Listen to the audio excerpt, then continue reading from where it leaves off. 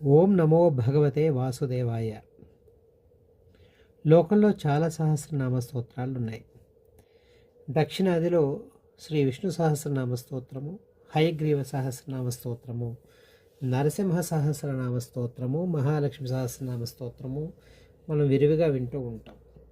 ఈ మధ్యకాలంలో అయితే ఇంకా అర్వాచీనులందరికీ కూడా సహస్రనామ స్తోత్రాలు రాస్తున్నారు, వాటిని ప్రచారం చేస్తున్నారు.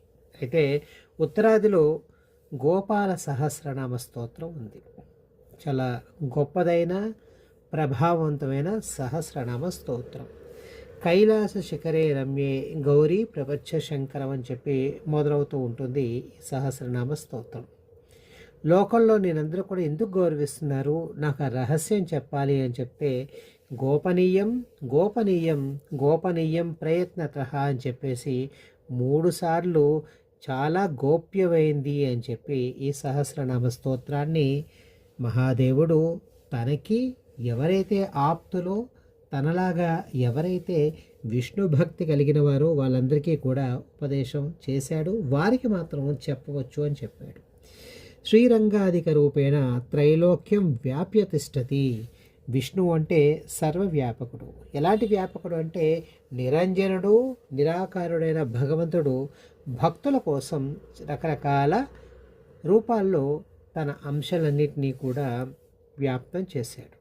ఈ స్వామికి శ్రీకృష్ణచంద్ర అని చెప్పి ఒక నామం ఉంది. ఈ గోపాల సహస్రనామాన్ని సాధారణంగా కార్తీక మాసం అంతా కూడా సాయంత్రం పూట చెయ్యాలి. అయితే ఒక్కొక్కసారి మనకి కుదరదు కాబట్టి కార్తీక అమావాస్య రోజున ఈ సహస్రనామ స్తోత్రాన్ని ఎవరైతే పారాయణ చేస్తారో వాళ్ళకి కావలసినవన్నీ కూడా లభించేలాగా, ఎలా అంటే సులభంగా, చాలా చాలా సరళంగా మనం చేసుకునే విధంగా ఈ సహస్రనామ స్తోత్రం అనేది చేస్తే చాలయ్యా అని చెప్పాడు.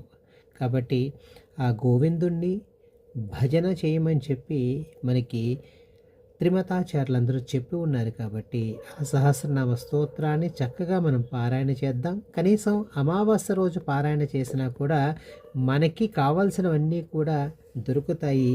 ఆ శృంగారమూర్తిని, ఆ శ్రీధాముణ్ణి, సర్వతారకుడైన మూలకారకుణ్ణి మనం చక్కగా ఈ రోజున, అమావాస్య రోజున చక్కగా భజనగా, అదేవిధంగా మంత్రంగా, అదేవిధంగా జపంగా మనం చేద్దాము. శ్రీనివాస సదానందో విశ్వమూర్తి మహాప్రభు.